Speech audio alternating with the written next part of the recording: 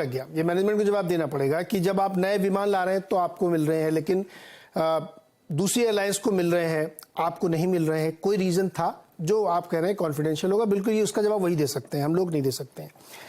मेरा सवाल ये है कि जब इंडियन एविएशन इंडस्ट्री या ग्लोबल इंडियन इंडस्ट्री इसमें बूम पे चल रही एकदम, आप किराए देखिए आसमान छू रहे हैं, लोगों की कमी नहीं, एयरपोर्ट भरे पड़े हैं।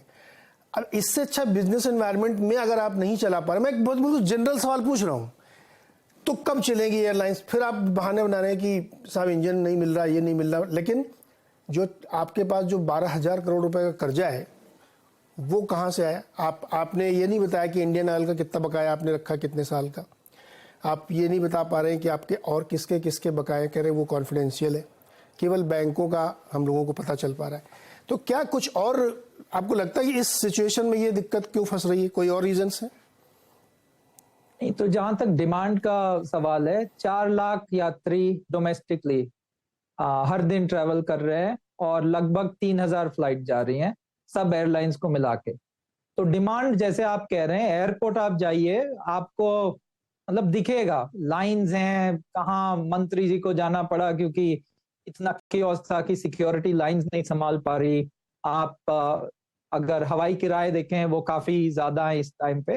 तो डिमांड की तो चर्चा भी नहीं करनी चाहिए क्योंकि डिमांड है, मार्केट में बहुत डिमांड है, पोटेंशियल भी है।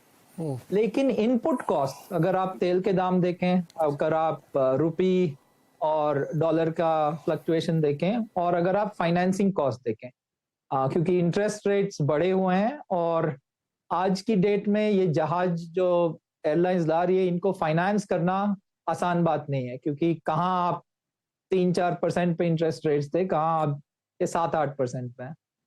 और गो एयर ने गवर्नमेंट से इमरजेंसी क्रेडिट फैसिलिटी भी ली थी। 600 करोड़ का एप्लीकेशन था, 300 करोड़ ग्रांट किया गया था। तो जो ये शब्द है इमरजेंसी और क्रेडिट, तो एक तरफ आप कह रहे डिमांड इतना है, लेकिन दूसरी तरफ है, और गो फर्स्ट एक एयरलाइन नहीं है और अन्य एयरलाइन ने भी इमरजेंसी क्रेडिट फैसिलिटी ली है। तो इनपुट कॉस्ट इस पे चर्चा करी नहीं जाती। और जो बिजनेस क्लाइमेट है भारत में, चाहे आप तेल के दाम देख लें, एयरपोर्ट चार्जेस ले लीजिए, फाइनेंसिंग कॉस्ट ले लीजिए, टैलेंट का कॉस्ट ले लीजिए, ये काफी चैलेंजिंग है और इसको मैनेज करना पड़ता है। और कई एयरलाइंस काफी अच्छी तरीके से मैनेज कर रही हैं। मैंने इंडिगो का एग्जांपल दिया, पिछले क्वार्टर में विस्तारा काफी सालों बाद उनने मुनाफा घोषित किया है। तो इसको मैनेज करना पड़ता है। तो ये एक बस कहना कि इंजन की वजह से हम लोग को एनसीएलटी जाना, मैं सोचता हूँ ये उचित नहीं। ठीक है, इस पे आऊंगा मैं, इनपुट कॉस्ट पे भी चर्चा करूंगा, क्योंकि ये बहुत बार मुझे सुनाई देता है कि साहब एटीएफ की कॉस्ट बहुत है, डॉलर में पेमेंट लेसर को करना पड़ता है, पायलट की बहुत सैलरी है। भाई साहब, तो आपका बिजनेस मॉडल अगर इस तरीके का है तो आपने वैसे ही टैरिफ फेयर भी रख रखे हैं और बहुत सारी एयरलाइंस चल रही है। तो अगर इतना अनवाइबल बिजनेस है तो बंद करिए ना, फिर क्यों चला रहे हैं आप? गुरमीत, आपको क्या लगता है इस सिचुएशन में क्या हुआ है? ये पूरी हर मतलब भारत में एक दुर्भाग्य है कि कुछ समय बाद एक एयरलाइन जो है ग्राउंड हो जाती है। अभी एक जेट एयरवेज थी जो पहले ग्राउंड हुई, फिर ग्राउंडेड में ही उसको उड़ाने की कोशिश हुई और फिर वो ग्राउंडेड में ही 2-4 लोग और इस्तीफा देके निकल गए। ये हो क्या रहा है? नीरज जी, एयरलाइंस को ग्रेवयार्ड सेक्टर भी बोलते हैं। कहावत है कि अगर आपको मिलियनर बनना है तो $1 बिलियन की एयरलाइन डालिए, तो शायद मिलियनर बन जाएंगे।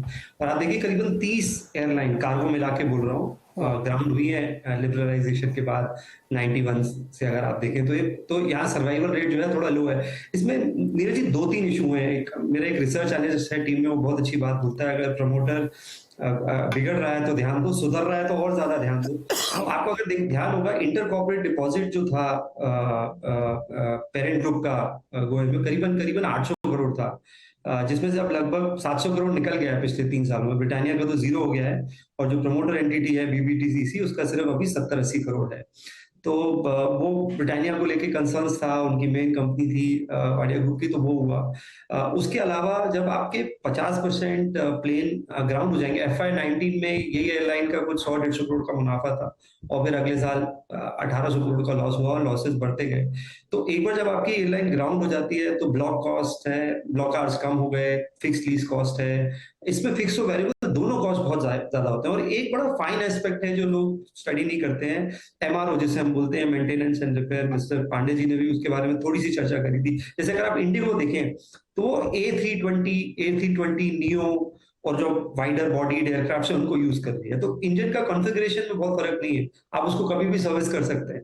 बाकी एयरलाइंस आप देखेंगे तो थोड़ा मिक्स कॉन्फ़िगरेशन है, चाहे वो स्पाइसजेट है या जो भी ट्रबल्ड एयरलाइन रही है। उसके अलावा आप कैसे अपने फेयर्स को मैनेज करते हैं, फ्लेक्सिबल पॉलिसी, वो बहुत इंपॉर्टेंट है। तो ये सेक्टर बहुत अच्छे दौर से गुजर रहा है। अप्रैल के लास्ट दिन 4.5 लाख से ऊपर एयर ट्रैवलर था, जो कि हाईएस्ट है। FY20 का कोविड का नंबर क्रॉस किया। पूरे महीने में करीबन 1.25 करोड़ से ऊपर के ट्रैवलर्स आए। इस साल, पिछले पूरे साल लगभग 13.5 करोड़ ट्रैवलर्स हुए हैं, जो कि थोड़े से ही नीचे है प्री कोविड लेवल से। हमारे एयरपोर्ट्स जो है 75 के 150 हो गए हैं लगभग पिछले 6-7 साल में। एयरपोर्ट हैंडलिंग कैपेसिटी बढ़ रही है। तो ये सेक्टर ओवरऑल अच्छा कर रहा है, बट शायद जो स्ट्रॉन्गर प्लेयर्स हैं वो कंसोलिडेशन आपको देखने को मिलेगा। इंटरग्लोब को शायद ज्यादा फायदा ना मिले लॉन्ग टर्म में, क्योंकि ऑलरेडी 50% सुपर मार्केट शेयर है। तो सीसीआई शायद हो सकता है सारे जो स्लॉट्स हैं उनको ना जाए, वो देखना पड़ेगा। पर एक जो क्लियर बेनिफिशियरी मुझे दिख रहा है वो टाटा ग्रुप दिख रहा है इस पूरे उससे इमीडिएट बेसिस पे भी और मीडियम टर्म बेसिस पे भी। तो गुरमीत, क्या आपको ऐसा लगता है कि कुछ फाइनेंशियल इरेगुलरिटीज थी इसमें, या रही होंगी, या हो सकती हैं जिसकी वजह से दिक्कत ज्यादा हुई हो?